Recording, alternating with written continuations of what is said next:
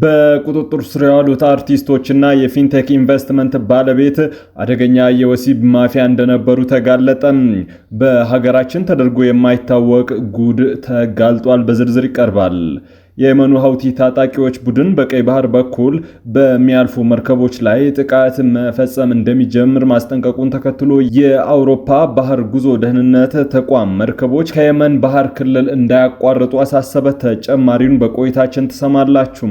የሰላም የመከባበርና የአብሮነት ተምሳሌት የሆነው የሲዳማ ብሔር ዘመን መለወጫ ፍቼ ጨምበላላም በዛሬው ዕለት በአዲስ አበባ ወዳጅነት አደባባይ ለሰባተኛ ጊዜ በደመቀ ሁኔታ ተከብሯል።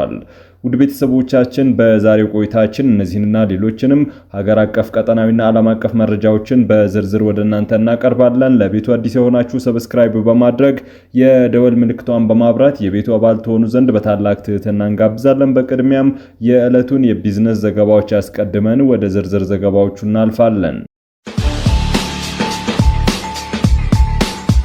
ዛሬ በዳሽን ባንክ አንድ የአሜሪካን ዶላር 153 ብር እየተመነዘረ ነው። የአውሮፓ ዩሮ 181 ብር ከ8 ሳንቲም፣ ፓውንድ ስተርሊንግ 209 ብር ከ2 ሳንቲም፣ የስዊዝ ፍራንክ 198 ብር ከ6 ሳንቲም፣ ድርሃም 44 ብር ከ3 ሳንቲም፣ የሳውዲ ሪያል 43 ብር ከ4 ሳንቲም እየተመነዘረ ነው። በአቢሲኒያ ባንክ አንድ የአሜሪካን ዶላር 153 ብር ከ4 ሳንቲም፣ ፓውንድ ስተርሊንግ 208 ብር ከ2 ሳንቲም፣ የአውሮፓ ዩሮ 182 ብር፣ የስዊስ ፍራንክ 194 ብር ከ1 ሳንቲም፣ ድርሃም 44 ብር ከ1 ሳንቲም፣ የሳውዲ ሪያል 43 ብር ከ7 ሳንቲም፣ የቻይና ዩዋን 22 ብር ከ2 ሳንቲም ይመነዘራል። በህብረት ባንክ አንድ የአሜሪካን ዶላር 153 ብር ከ4 ሳንቲም፣ ፓውንድ ስተርሊንግ 207 ብር፣ ዩሮ 182 ብር ከ8 ሳንቲም በዛሬው ዕለት እየተመነዘረ ይገኛል። የየመኑ ታጣቂ ቡድን በቀይ ባህር በኩል በሚያልፉ መርከቦች ላይ ጥቃት መፈጸም እንደሚጀምር ማስጠንቀቁን ተከትሎ የአውሮፓ የባህር ጉዞ ደህንነት ተቋማት መርከቦች ከየመን ባህር ክልል እንዳያቋርጡ አሳሰቡም። የአውሮፓ ህብረት የባህር ትራንስፖርት ደህንነት ተቋም በኢራን የሚደገፉት ሀውቲዎች በንግድ መርከቦች ላይ ጥቃት ሊፈጽሙ ስለሚችሉ ከቀይ ባህርና ከኤደን ባህረ ሰላጤ እንዳያቋርጡ አስጠንቅቋል። ይህ ማስጠንቀቂያ የወጣው የሀውቲ አማጽያን ቅዳሜ ዕለት በእስራኤል ላይ ሚሳኤሎችን ከተኮሱና ተጨማሪ ጥቃቶችን እንደሚፈጽሙ ካሳወቁ በኋላ ነው። ሰፊው የየመን ግዛትን የሚቆጣጠሩት ሀውቲዎች ከህንድ ውቅያኖስ ዓለም አቀፍ የንግድ መስመር ወደ ሆነው ቀይ ባህር መግቢያ በሆነው የባብል መንደብ መተላለፊያ ላይ ጥቃት በመፈጸም የንግድ መርከቦችን እንቅስቃሴ የማደናቀፍ አቅም አላቸው። የአውሮፓ ህብረት የባህር ኃይል ተልዕኮ ጨምሮ እንዳስጠነቀቀው ከአሜሪካና ከእስራኤል ግንኙነት ያላቸው የንግድ መርከቦች ያለው ስጋት እስኪቀንስ ድረስ ከየመን የባህር ክልል መራቅ ለደህንነታቸው ጠቃሚ እንደሆነ መክረዋል። የደህንነት ተቋሙ ባወጣው ሪፖርት በቀይ ባህር ለሚተላለፉ ከእስራኤል ጋር ግንኙነት ላላቸው መርከቦች ያለው ስጋት ደረጃ ከፍተኛ መሆኑን አመላክቷል። ጨምሮም በቀይ ባህር በኩል የሚያልፉ ከአሜሪካና ከእስራኤል ግንኙነት የሌላቸው መርከቦችም ስጋት ያለባቸው ሲሆን ይህም በመካከለኛ ደረጃ ነው ብለዋል። በኢራን የሚደገፉት ሀውቲዎች ላለፉት 2 ዓመታትም ጋዛ ውስጥ ጦርነት በተካሄደበት ጊዜ የእስራኤል ጥቃትን በመቃወም ለፍልስጤማውያን ያላቸውን ድጋፍ ለማሳየት በቀይ ባህር በሚተላለፉ መርከቦች ላይ ጥቃት ሲፈጽሙ እንደነበረ ይታወሳል። አሜሪካ ወደ ባህረ ሰላጤው በሺዎች የሚቆጠሩ ወታደሮችን ተጨማሪ የጦር መርከብ ማሰማራቷን ተከትሎ የእግረኛ ወታደሮች ጥቃት ልትከፍት መሆኑን ተነገረ። የኢራን ፓርላማ አፈጉባኤ አሜሪካ የምድር ኃይሏ ጥቃት ለመፈጸም በሚስጥር የተዘጋጀ መሆኑን ሲናገሩ፣ ዋሽንግተን ፖስት ደግሞ የአሜሪካ መከላከያ ሚኒስቴር ለእግረኛ ጥቃት ዝግጅት እያደረገ መሆኑን ዘግቧል። ከሳምንታት በፊት ፕሬዝዳንት ትራምፕ ከጋዜጠኞች ለቀረበላቸው ጥያቄ በሰጡት ምላሽ ወደ የትም ቦታ ወታደሮች አልክም ካሉ በኋላ ጨምረው የምልክ ከሆነ ደግሞ በእርግጠኝነት አልነግርህም በማለት ነገሩን አድበስብሰው አልፈውታል። ባለፈው አርብ ዕለት ደግሞ የአሜሪካ የውጭ ጉዳይ ሚኒስትር ማርኮ ሮቢዮ እንደተናገሩት አሜሪካ እግረኛ ወታደሮችን ማሰማራት ሳያስፈልጋት ዓላማዋን ማሳካት ትችላለች ብለዋል። ባለፉት ቀናት ወደ ባህረ ሰላጤው የተሰማሩት ወታደሮች ጉዳይ ለፕሬዝዳንት ትራምፕ አማራጮችን ለመስጠት ነው በማለት ለሚፈጠሩ ያልታሰቡ ሁኔታዎች ዝግጁ ለመሆን ሁልጊዜም ለፕሬዝዳንቱ አመቺ ሁኔታ ሁኔታዎችን ማመቻቸት ነው ብለዋል። ቅዳሜ ዕለት 3500 የሚሆኑ የሰራዊት አባላትን የሚይዘው ዩኤስ ትሪን የተባለ የጦር መርከብ ወደ አካባቢው መድረሱን የአሜሪካ የጦር እዝ አስታውቋል። በኢራን ላይ አሜሪካና እስራኤል የሚፈጽሙትና በአጸፋው ኢራን በአካባቢው ሀገራት ላይ የምትፈጽመው ጥቃት ባለፉት 24 ሰዓታት በቁልፍ ተቋማት ላይ ጨምረው ቀጥለዋል። ቅዳሜ ዕለት የተባበሩት አረብ ኤምሬቶች በሳምንቱ ውስጥ ከኢራን በኩል ከተፈጸሙ ጥቃቶች ከፍተኛ የባለስቲክ ሚሳኤል ጥቃት አጋጥሟታል። ኤሚሬትስ ግሎባል አልሙኒየም የተባለ ተቋም አቡዳቢ ውስጥ በሚገኘው ዋነኛው ማምረቻ ላይ በተፈጸመ ጥቃት ከባድ ጉዳት እንደደረሰበትና በርካታ ሰራተኞቹ መቁሰላቸውን አስታውቋል። በዓለም ላይ ካሉ ትላልቅ አምራቾች መካከል አንዱ የሆነው የባህሬን አልሙኒየም ማምረቻ ተመሳሳይ ጥቃት ተፈጽሞበታል።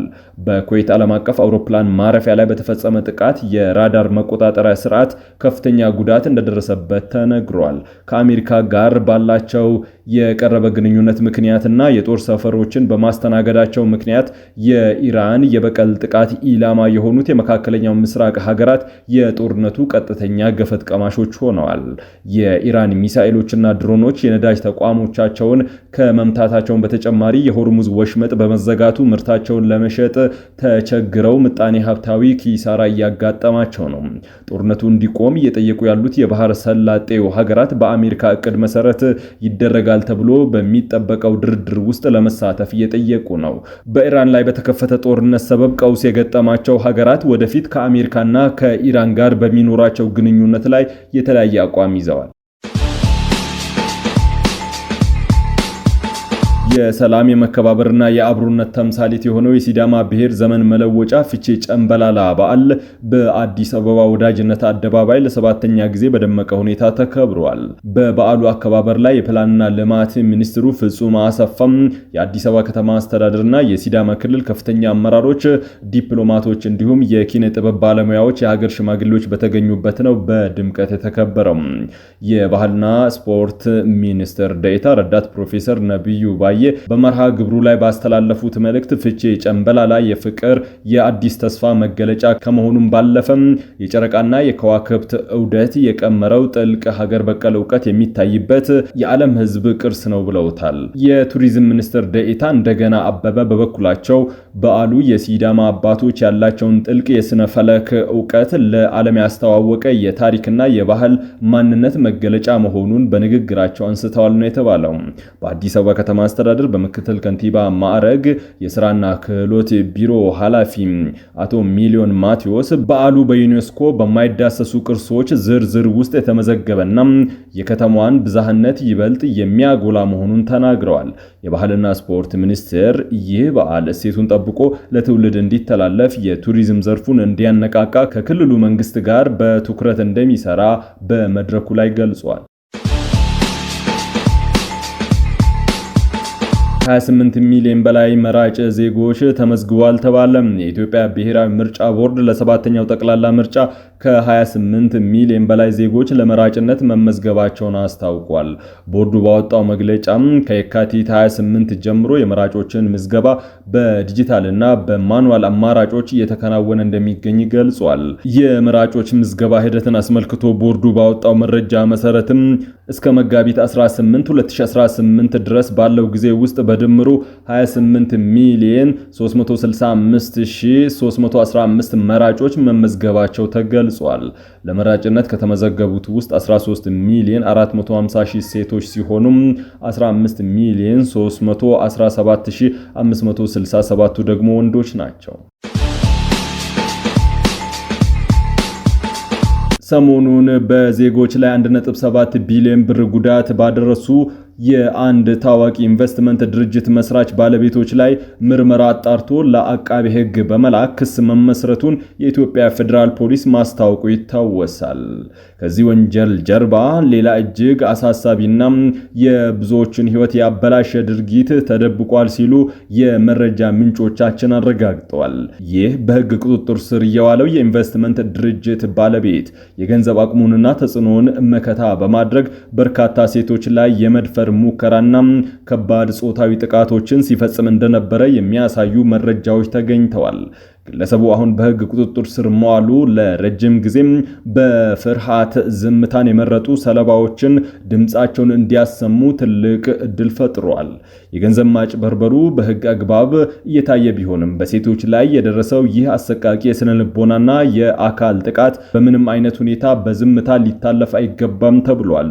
እነዚህ ታዋቂ ግለሰቦች ለዚህ ግለሰብ የገንዘብ ማጭበርበር ብቻም ሳይሆን ሴቶችን ለማጭበርበርም ተጠቅሞባቸዋል።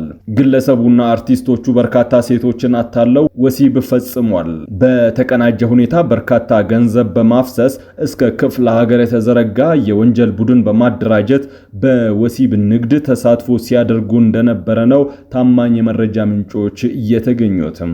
እነዚህ አርቲስቶችና ይህ ግለሰብም ተደጋጋሚ የወሲብ ቅሌቶች እንዳሉባቸው ለማወቅ ተችሏል። ከበርካታ ተጎጂዎች የተገኘው መረጃ እንዳመላከተው ከሆነም እነዚህ አርቲስቶችና ግለሰቦቹ በበርካታ ሴቶች ላይ ወሲባዊ ጥቃትን ፈጽመዋል። ውድ ቤተሰቦቻችን ለሰዓቱ የመራረጥናቸው ዘገባዎች በዚህ አብቅተዋል። ከኛ ጋር በመሆን መረጃን ከጥበብ ስለተከታተላችሁ ከልብ እናመሰግናለን። ለቤቱ አዲስ የሆናችሁ ሰብስክራይብ በማድረግ የደወል ምልክቷን በማብራት የቤቱ አባል ትሆኑ ዘንድ በታላቅ ትህትና ጋብዘን ተሰናበትን። ሰላም።